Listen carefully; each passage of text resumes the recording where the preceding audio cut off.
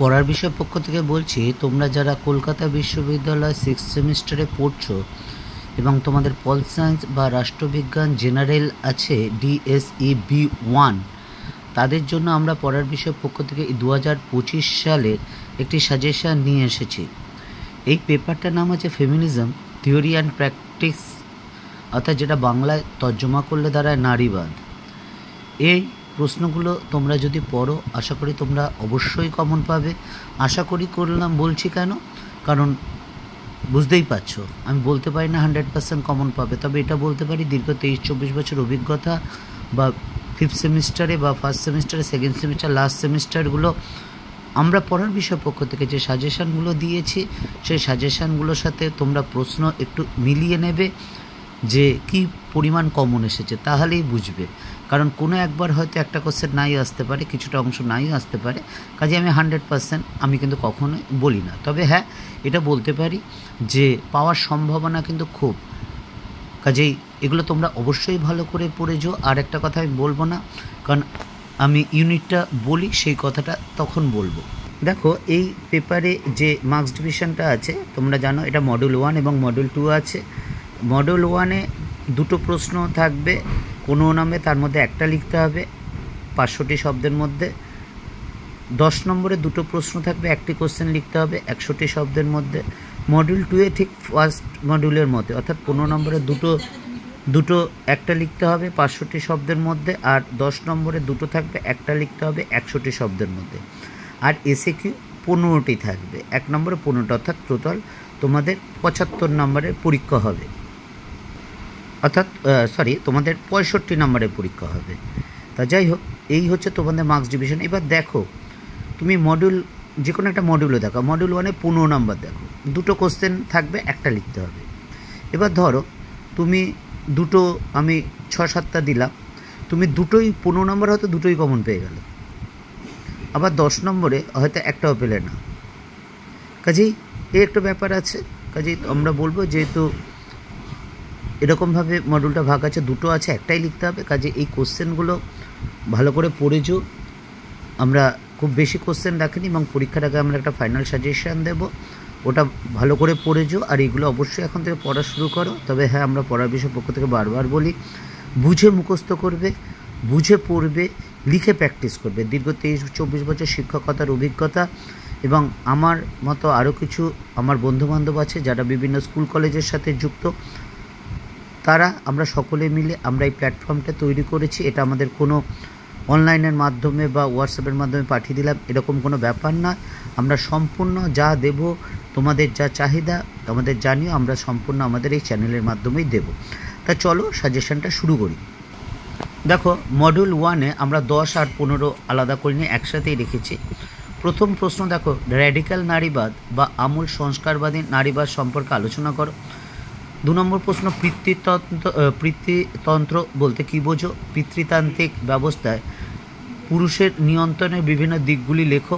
এটার সাথে অথবা এইভাবে আসতে পারে, নারীবাদ পিতৃতান্ত্রিকতার নিষ্পেষিত উন্মোচন করে, ব্যাখ্যা করো। 3 নম্বর, উদারনৈতিক নারীবাদ সম্পর্কে আলোচনা করো। 4 নম্বর, নব্য বা নয়া নারীবাদী চিন্তা সম্পর্কে আলোচনা করো। 5 নম্বর, নারীবাদের উদ্ভব বা বিকাশ সম্পর্কে আলোচনা করো বা নারীবাদের ধারা বা তরঙ্গ আলোচনা করো। এই প্রথম পাঁচটা কোশ্চেন তোমরা কিন্তু খুব ভালো করে পড়বে। আমি স্টারটা দিয়ে দিচ্ছি, আমার আগে স্টারটা দেওয়া হয়নি, আমি দিয়ে দিচ্ছি। প্রথম 5টা কিন্তু খুব ভালো করে পড়বে। মানে বলতে চাইছি, এই যে 5টা কোশ্চেন এর মধ্যে আসলে যাতে তোমরা পেন না থামে, অর্থাৎ কোনো কিছু চিন্তাভাবনা না করতে হয়। তারপরে এগুলো অবশ্যই ভালো করে পড়বে, কারণ পরীক্ষা এখনও বেশ দেরি আছে। তবে খুব বেশি দেরি নেই, জানো, সেমিস্টার না নিঃশ্বাস নিতে নিতেই চলে আসে। 6 নম্বর প্রশ্নটা দেখো, নারীবাদের বিভিন্ন দিকগুলি আলোচনা করো। 7 নম্বর, জৈবিক মত বনাম সামাজিক নির্মাণবাদ সম্পর্কে আলোচনা করো। এবং লাস্ট প্রশ্ন, ইউনিট 1-এর মার্ক্সীয় নারীবাদ সম্পর্কে আলোচনা করো। আমরা ইউনিট 2 করছি, প্রশ্ন দিচ্ছি, আবার বলছি 10 আর 15 কিন্তু আলাদা রাখিনি। প্রথম প্রশ্ন দেখো, নারীর ক্ষমতায়ন সম্পর্কে আলোচনা করো। 2 নম্বর, ভারতের নারীর সম্পত্তির অধিকার সম্পর্কে আলোচনা করো। 3 নম্বর, ভারতীয় পরিবার ব্যবস্থায় নারীর প্রতি বৈষম্যের প্রধান ক্ষেত্রগুলি আলোচনা করো।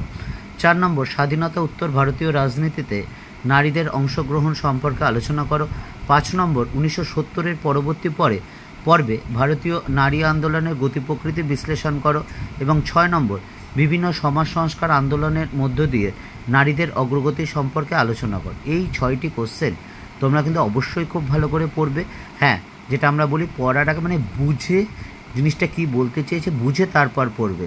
তবে আমরা পড়ার বিষয়ের পক্ষ থেকে চেষ্টা করবো এই নোটগুলো সবই দিয়ে দেওয়ার চেষ্টা করব, কারণ আমরা আগেরবারও করেছিলাম কিন্তু আমরা দুঃখিত সব দিতে পারিনি। বুঝতেই পারছো, বিভিন্ন চাপ বা স্কুলের ব্যাপার আছে বা শিক্ষার্থীদের ব্যাপার আছে বা এত ব্যাপার আছে, এর জন্য কিন্তু সবসময় হয়ে ওঠে না। অবশ্যই চেষ্টা করব। যাই হোক, এই 7টা কিন্তু তোমরা দেখে যেও এবং বুঝে পড়বে।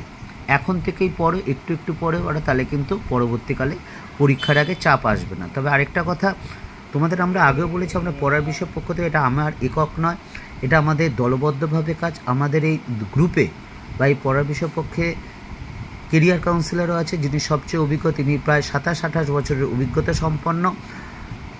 আরেকজন আছে 36-37 বছরের অভিজ্ঞতা সম্পন্ন। কাজেই তোমাদের যদি কোনো জিজ্ঞাসা করার থাকে, কারণ তোমরা 6 সেমিস্টার দিচ্ছ, গ্র্যাজুয়েশন কমপ্লিট হয়ে যাবে, কি করবে এরপর, কি করলে ভালো হয় বা ভবিষ্যতে তোমাদের কি উপকার হতে পারে, সেই সম্পর্কে তোমাদের যদি কেরিয়ারের বিষয় কোনো বিষয় জানা থাকে তাহলে আমাদের জানিও। আমরা অবশ্যই তাদের মাধ্যমে কিন্তু তোমাদের সমাধানের চেষ্টা করব। হ্যাঁ, আবার বলছি, করতে পারবোই এটা বলছি না, তবে হ্যাঁ এটা বলতে পারি অবশ্যই চেষ্টা করব এবং সেটার 99.99% কিন্তু হয়তো সাকসেস হবেই বা সঠিক দিশা আশা করি দেখাতে পারবো। পরের বিষয়ের পক্ষ থেকে এতটুকুই, অগ্রিম শুভেচ্ছা রইল। আরেকটা কথা, তোমাদের কোনো কিছু দরকার হয় আমাদের জানিও, বা যদি ভালো লাগে চ্যানেলটি লাইক করো বা সাবস্ক্রাইব করো বা বেল আইকন টিপে রেখো, কারণ তোমাদের ভালোবাসা বা তোমাদের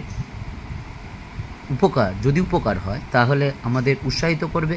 আর যদি কোনো ভুলভ্রান্তি হয়ে থাকে তাহলে সেটাও জানিও, কারণ আমাদেরও রেকটিফাই দরকার। আমরাও মানুষ, আমাদেরও ভুল হতে পারে, কাজে সেটাও কিন্তু আমাদের এগিয়ে চলার পথকে সাহায্য করবে। পড়ার বিষয়ের পক্ষ থেকে বলি, পরিশ্রম করো, ভালো করে পড়াশোনা করো, অবশ্যই ভালো ফল তোমার জন্য কিন্তু অপেক্ষা করছে।